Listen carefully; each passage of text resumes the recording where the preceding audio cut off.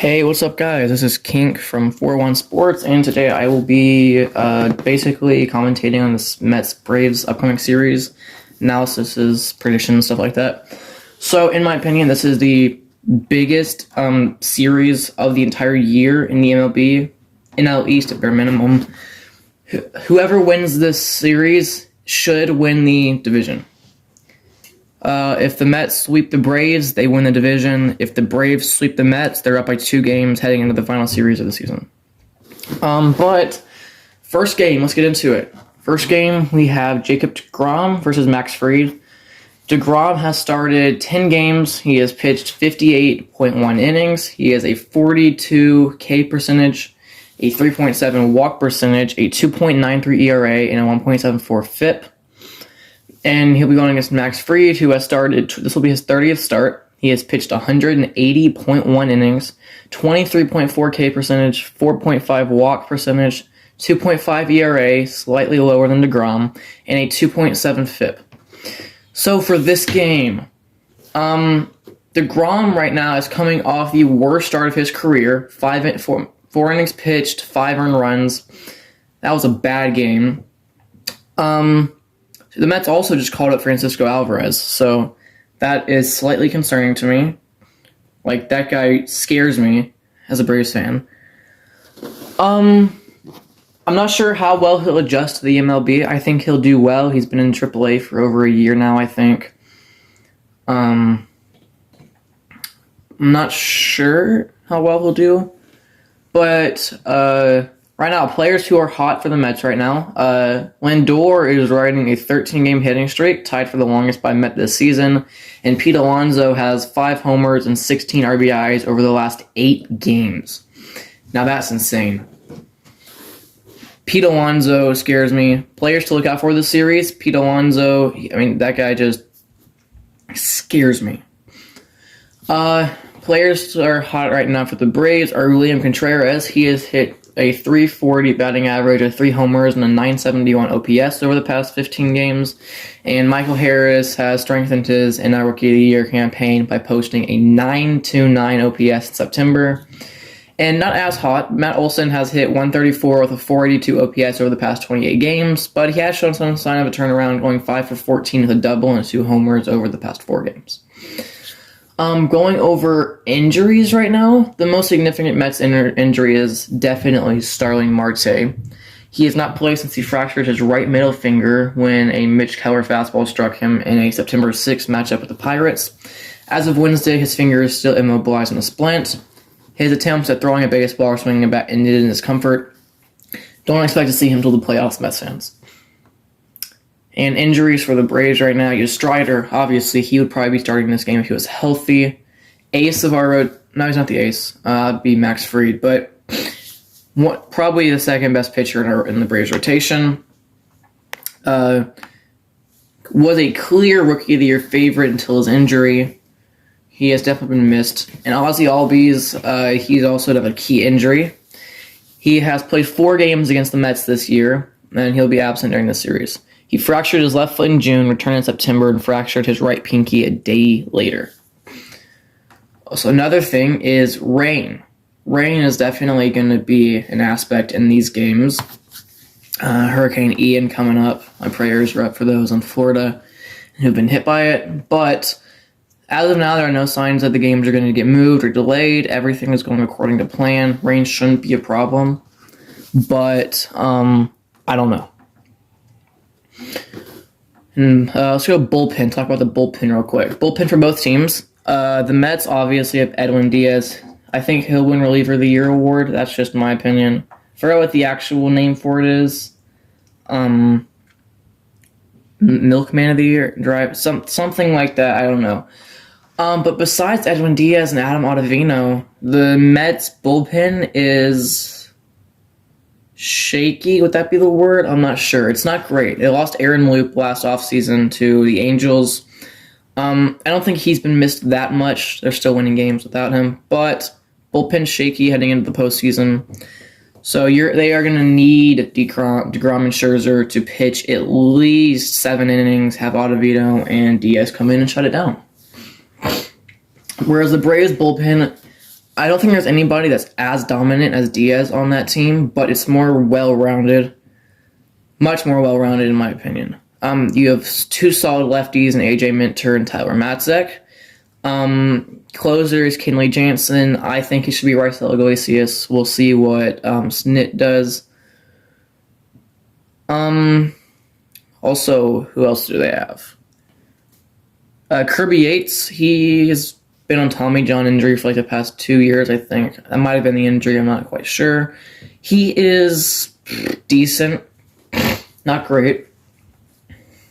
Raisel Iglesias, I think he should be the closer. He has been amazing. All right, let's talk about offense. So, catcher, Braves have William Contreras, Travis d'Arnaud. Honestly, I forgot who the Mets catcher is. James McCann. So, Travis d'Arnaud, William Contreras, or James McCann. Even though they did call up Francisco Alvarez, I believe he'll be starting a DH, not catcher quite yet. So, if you're going catcher position, I gave it to the Braves on that one. Much better production out of the Braves catchers. William Contreras has been absolutely phenomenal at DH catcher. Played a couple games in left field earlier this season.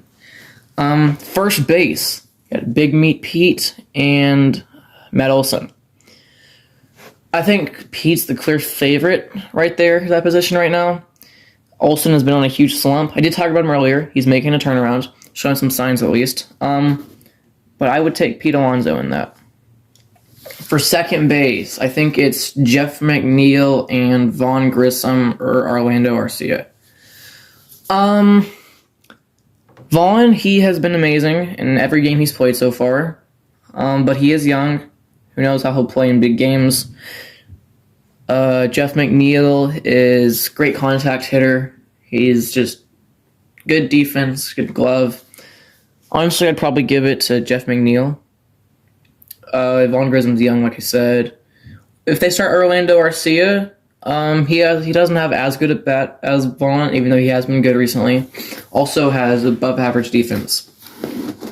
But over to shortstop, Lindor and Dansby. Now that is a good position. Like I said earlier, Lindor is riding a 13-game hit streak, which is awesome for him.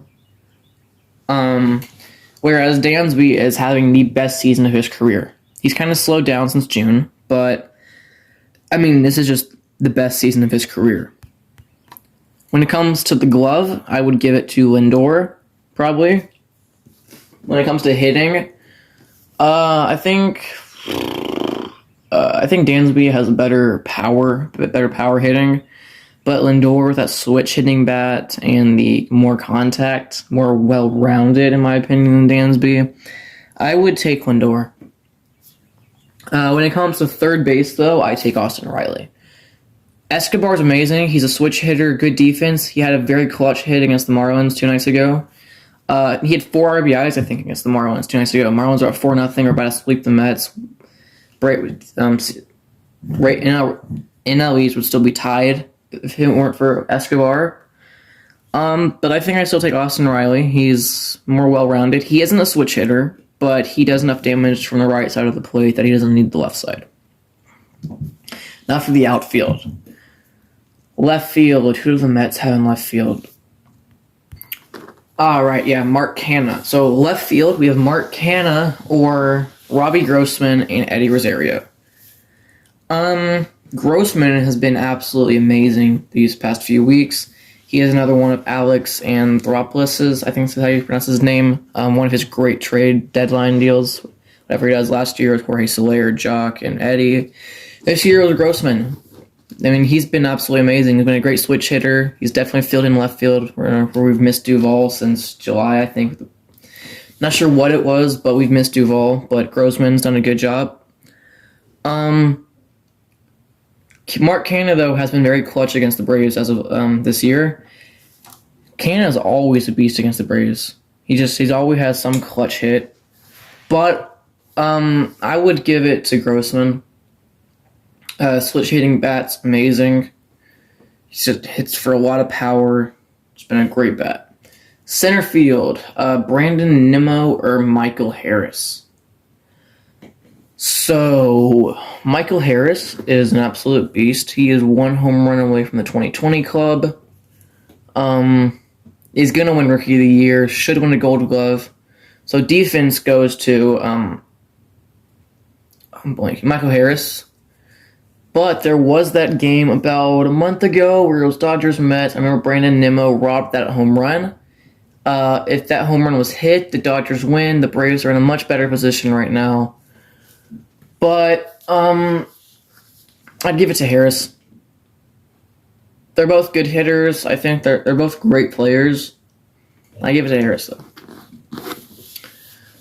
Another thing about the Braves lineup, I think it is 8 of the Braves players have hit 15-plus home runs this season, which is insane. But moving on to right field, I think it's Tyler Naquin for the Mets while Marte is injured. So Tyler Naquin or Acuna. Even though Acuna has been slumping, it's not slumping, it's just been an off-season for him, still recovering from that ACL tear. I give it to Acuna. He is much better everywhere. I mean, ask yourself, would you rather have Ronald Acuna Jr., the guy who hit like 24 home runs in under 80 games last season, or Tyler Naquin? You tell me. But yeah, that's my opinion on everything. Positional wise, everything. Anything else I need to cover before I go into the games? I'm not sure. No. Time to talk about the pitching matches now. I did start that 10 minutes ago. I probably should have finished that. But moving on. First game, Degrom versus Max Fried. Like I said, Degrom's coming off his worst start ever. 5 earned runs, 4 innings pitched. But I think I'll give it to Fried. Fried is the ace of the Braves roster. Comes in clutch when he is needed. I mean, this is going to be an amazing series. I mean, whoever wins this deserves it. But I give Fried the first game. Second game, Max Scherzer versus Kyle Wright. Scherzer has pitched 22 games, started 22 games, 139 innings pitched, 31 K percentage, 4.4 walk percentage, a 2.13 ERA, and a 2.7 FIP. Whereas Kyle Wright has pitched 29 games, just reached 20 wins. I believe he's the only person in the current MLB to have 20 wins this season. 175 innings pitched, 23.9 K percentage, 7.3 walk percentage isn't great. 3.18 ERA, which is the worst of the first 4 starters I've mentioned today. 3.62 FIP for Kyle Wright. Second game, and also these games depend on how the offenses play. Like, these easily could be pitchers' duels, or they could be blowouts. The offense could score a crap ton of runs. For the second game as well, I think I'm going to give it to the Braves. Kyle Wright, I would take him over Max Scherzer right now. Slurve is filthy. Max Scherzer, he's only allowed 3 runs over his last 4 starts combined, so I don't know. Might be a little biased in that pick, but I'm going to take Kyle Wright and the Braves for Game 2. In Game 3, Chris Bassett versus Charlie Morton. Morton is coming off a very bad start. I don't remember which game it was, but it was very bad.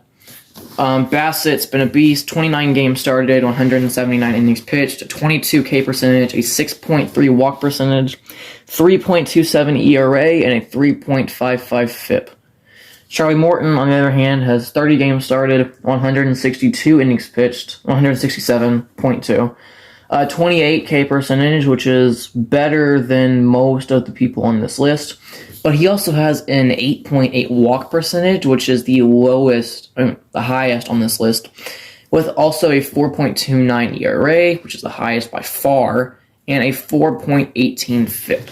Game 3, I am going to give it to Chris Bassett and the Mets, which results in the Braves taking a 2-1 series win, which would, I believe, give the Mets the season record. I think the Mets are 9-7 against us this year. But yeah, I believe that the Braves will go 2-1 this weekend. And I'm not sure what will happen in the final series of the year. I think Braves play the Marlins. Not sure who the Mets play. But I think the Braves go 2-1 in the series and puts them in a very good spot to win the division.